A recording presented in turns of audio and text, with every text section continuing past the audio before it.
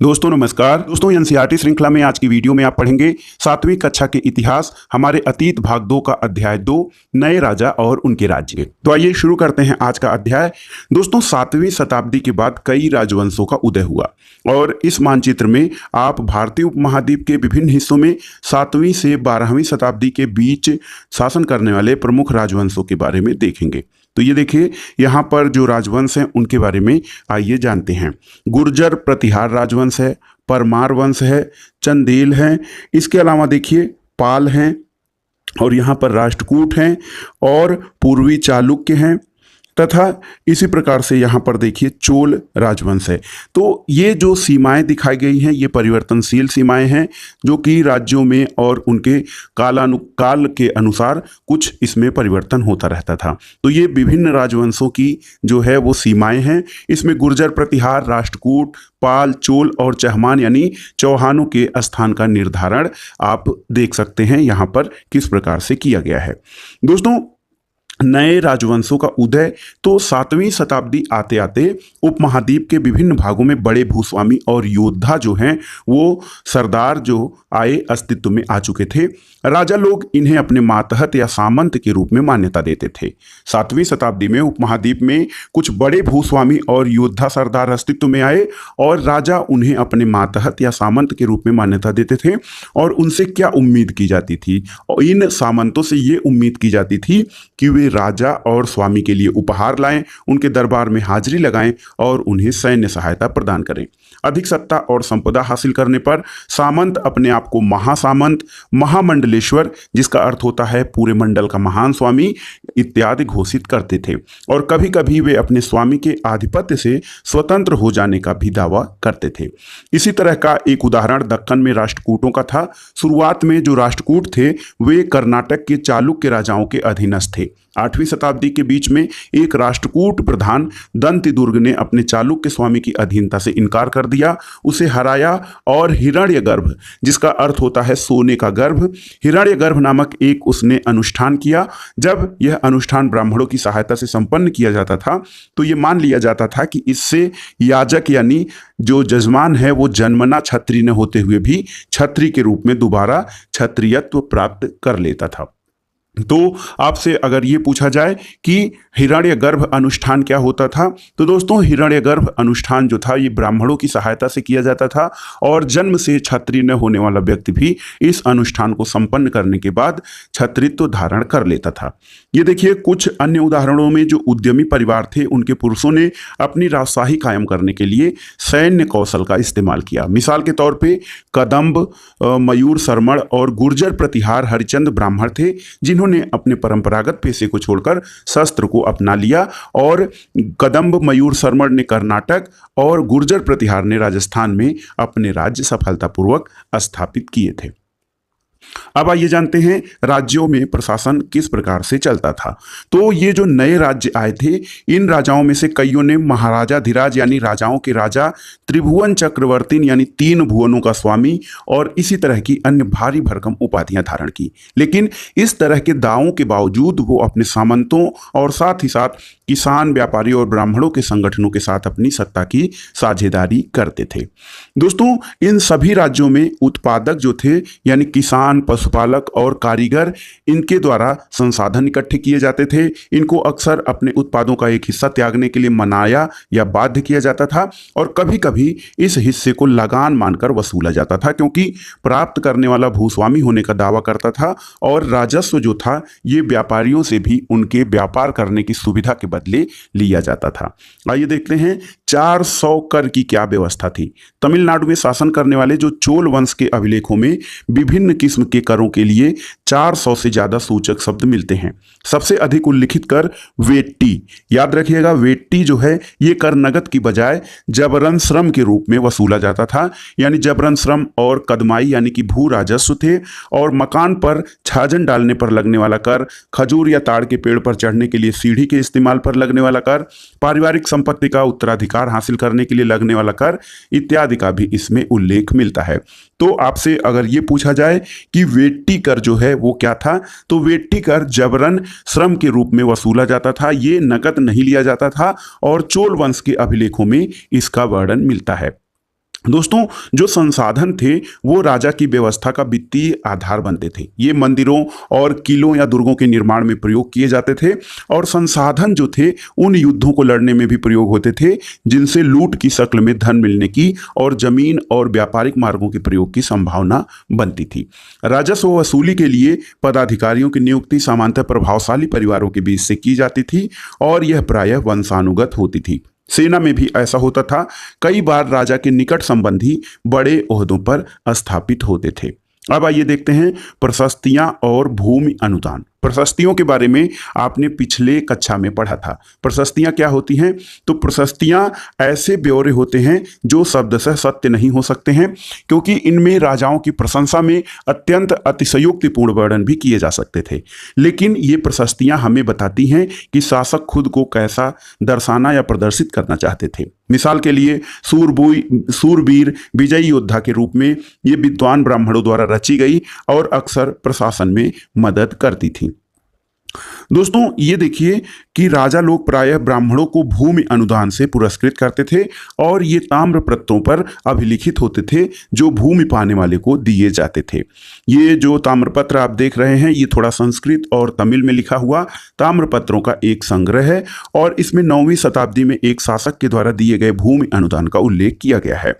जिन कड़ियों से ये पत्र जुड़े हैं उन पर राजसी मुहर लगी हुई है, जो ये बताने के लिए है कि यह एक प्रामाणिक दस्तावेज है। तो आपने जाना कि 12वीं शताब्दी में जो प्रशस्तियां होती थीं वो जो है बृहद संस्कृत काव्य रचा गया था, जिसमें कश्मीर पर शासन करने वाले राजाओं का इतिहास दर्ज है।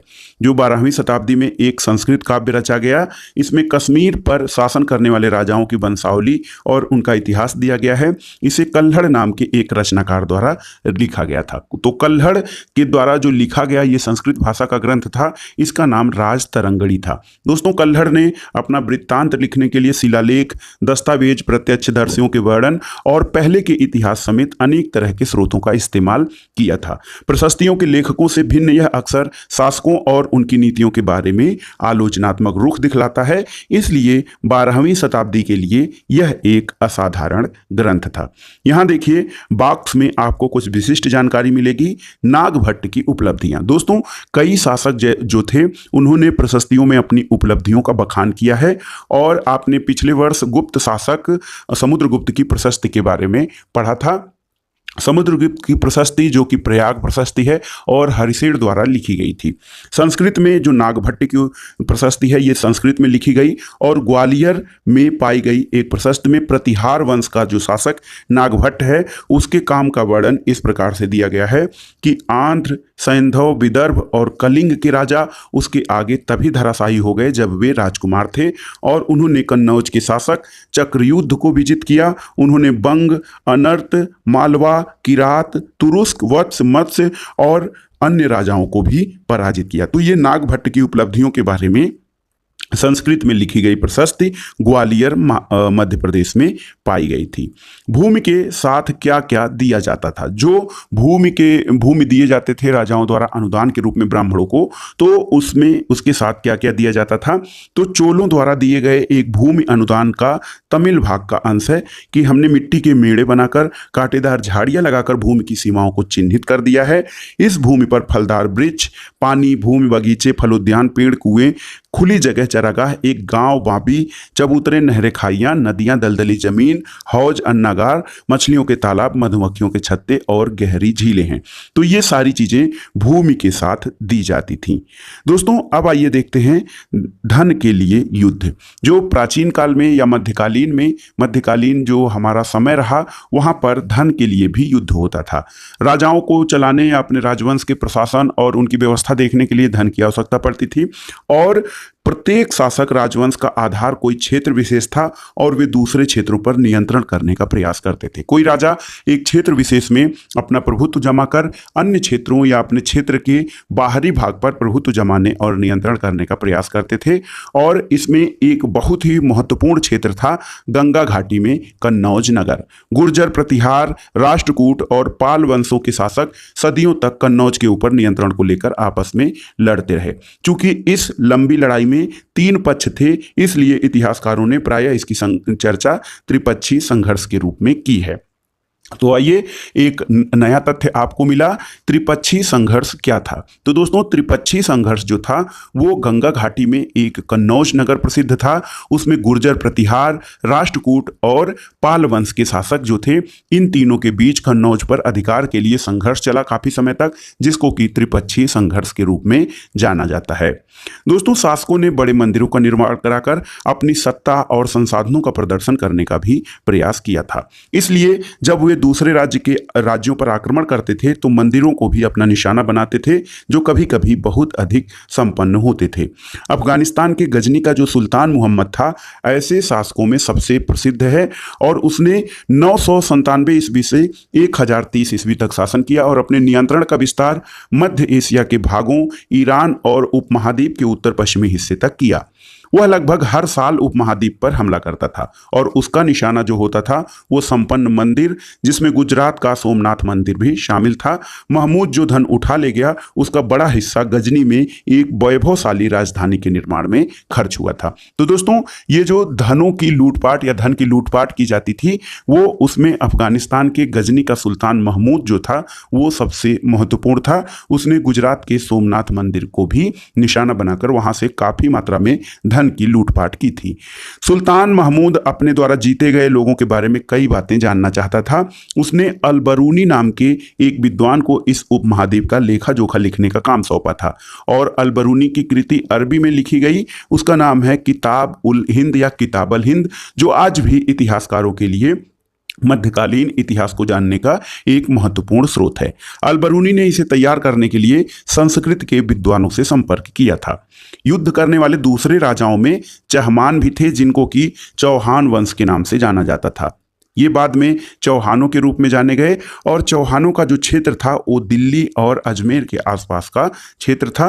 उन्होंने पश्चिम और पूरब की ओर अपने नियंत्रण क्षेत्र का विस्तार करना चाहा, जहां उन्हें गुजरात के चालुक्यों और पश्चिमी उत्तर प्रदेश के गढ़वालों से टक्कर लेनी पड़ी। चहमानों का सबसे प्रसिद्ध शासक पृथ्वीराज तृतीय था, जिसने सुल्तान मोहम्मद गोरी नामक अफगान शासक को 1191 में हराया था, लेकिन दूसरे ही साल 1192 में उसके हाथों हार गया था।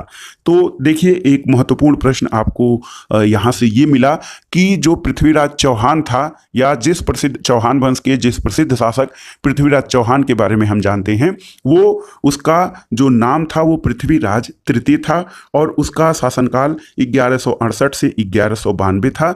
इसने सुल्तान मोहम्मद गोरी को 1191 के तराइन युद्ध में हराया था, लेकिन 1192 में तराइन के द्वितीय युद्ध में वो मोहम्मद गोरी से हार गया था। अब आइए आगे बढ़ते हैं और चोल राज्य के बारे में कुछ विशेष रूप से अध्ययन करते हैं। ये देखिए, दक्षिणी भारत का जो क्षेत्र है, यहाँ पर कदम्ब और जो है काकतीय वंश, उसके अलावा यहाँ पर देखिए ये जो क्षेत्र दिखाया गया है, जो इसमें मुख्य रूप से जो क्षेत्र हैं बनवासी, नोलाम वादी और वेंगी, दक्षिण कलिंग, गंगावादी, चोल, कोच्चि, उरयूर, मदुरई और पांड तथा तंजावुर या गंगई कोंड चोलपुरम है। ये बहुत बड़ा क्षेत्र चोलों के नियंत्रण में आता था। दोस्तों, उरयूर से तंजावुर तक तो चोल वंश सत्ता में कैसे आया? कावेरी डेल्टा में मुट्टरियार नाम से प्रसिद्ध एक छोटे से मुखिया परिवार की सत्ता थी। कावेरी डेल्टा मुट्टरियार नामक एक प्रसिद्ध छोटे से मुखिया परिवार की सत्ता थी। वे कांचीपुरम के पल्लव राजाओं के मातहत थे। उरैयार के चोलवंशी प्रधान मुखिया परिवार के विजयालय ने 9वीं सदी के मध्य में मुट्टियारों को हराकर इस डेल्टा पर कब्जा जमाया और उसने वहां तंजावुर शहर और निशुंभ सूदनी देवी का मंदिर बनवाया। तो दोस्तों, विजयालय जो था उसने चोल वंश की स्थापना की थी और विजयालय के उत्तराधिकारियों ने पड़ोसी राज्यों को जीता और उसका राज्य अपने क्षेत्रफल तथा शक्ति दोनों रूपों में बढ़ता गया। दक्षिण और उत्तर के पांड्य और पल्लव के इलाके इस राज्य के हिस्से बना लिए गए थे। राजा राज प्रथम, जो सबसे शक्तिशाली चोल शासक माना जाता है, 985 में राजा बना और उसी ने इनमें से ज्यादातर क्षेत्रों को अपने नियंत्रण का विस्तार किया। उसने साम्राज्य के प्रशासन का भी पुनर्गठन किया था।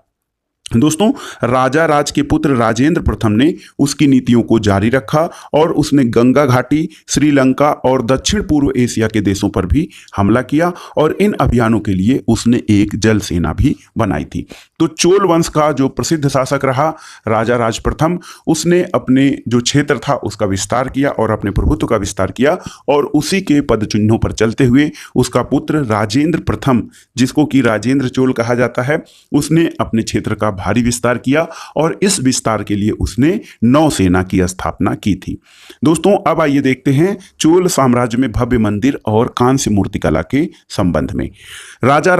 राजराज और राजेंद्र प्रथम द्वारा बनवाए गए तंजावुर और गंगईकोंड चोलपुरम के बड़े मंदिर स्थापत्य और मूर्तिकला की दृष्टि से एक चमत्कार हैं।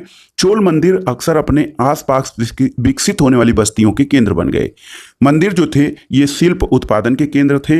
ये मंदिर शासकों और अन्य लोगों द्वारा दी गई भूमि से संपन्न हो गए और इस भूमि की उपज उन सारे विशेषज्ञों का निर्वाह करने में खर्च होती थी जो मंदिर के आसपास रहते थे और उसके लिए काम करते थे। इसमें मुख्य रूप से पुरोहित, मालाकार, बावर्ची, मेहतर और देखिए मेहतरों के साथ साथ संगीतकार और नर्तक इत्यादि थे।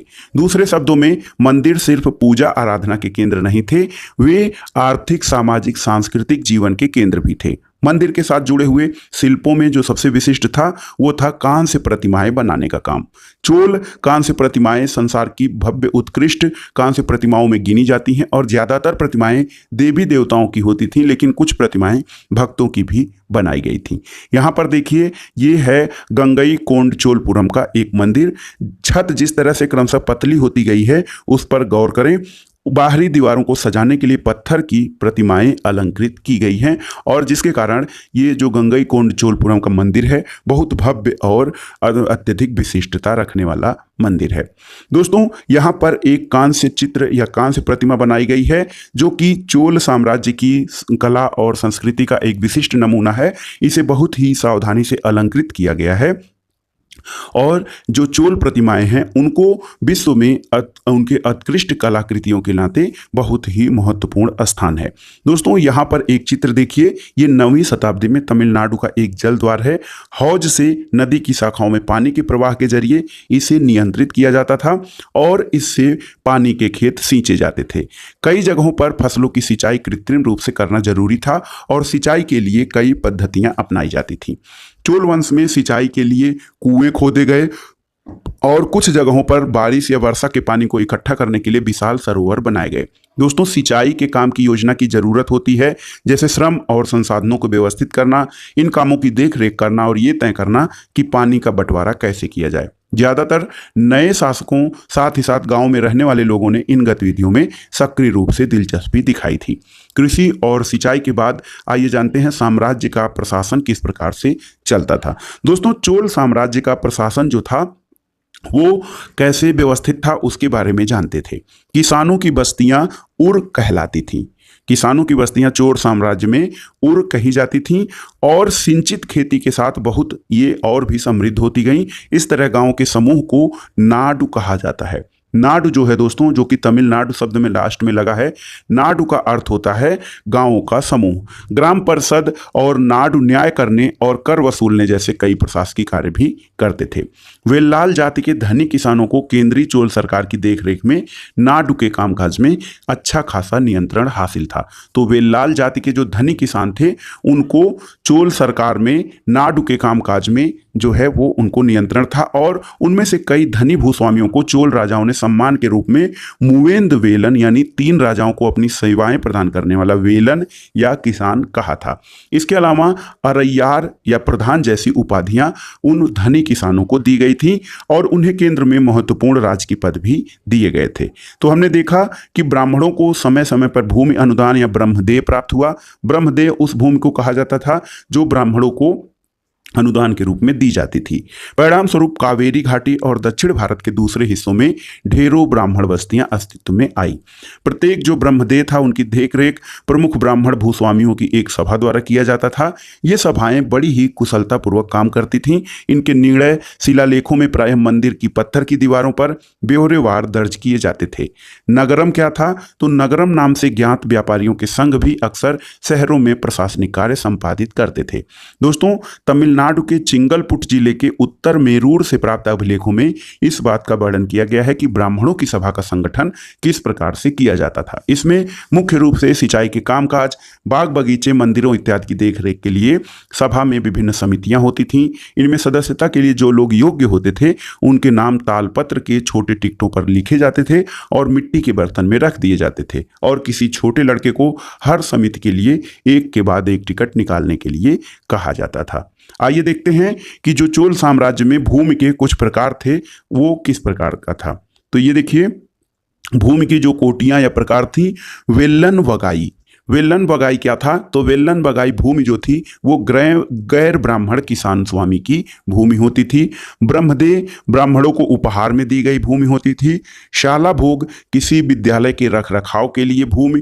देवदान या तिरुमट्टुकन्नी, तो तिरुमट्टुकन्नी या देवदान मंदिर को उपहार में दी गई भूमि थी।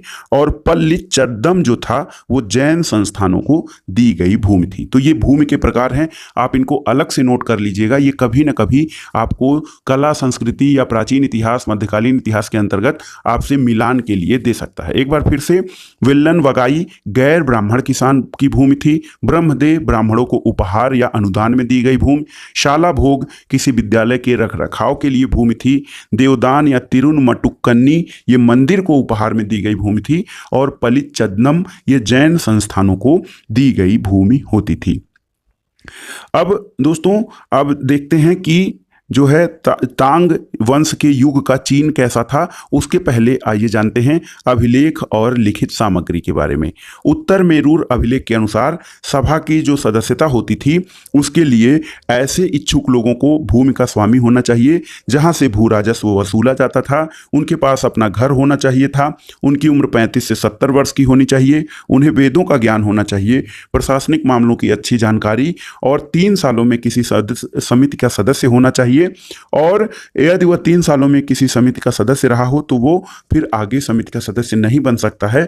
और जिसने अपने संबंधियों के खाते जमा नहीं कराए हैं वह चुनाव नहीं लड़ सकता। तो अभिलेखों में राजाओं और शक्ति संपन्न पुरुषों के बारे में जानकारी मिलती है, लेकिन साधारण पुरुषों और औरतों का इन राज्यों में जीवन कैसा था इसके बारे में जानकारी नहीं मिलती है।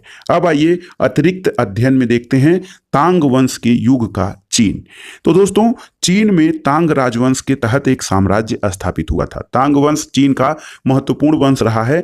ये लगभग 300 वर्षों तक यानी 7वीं से 10वीं शताब्दी तक सत्ता में रहा। इसकी राजधानी शियान दुनिया के सबसे बड़े नगरों में थी, जहां पर तुर्की, ईरानी, भारतीय, जापानी और कोरियाई आया जाया करते थे।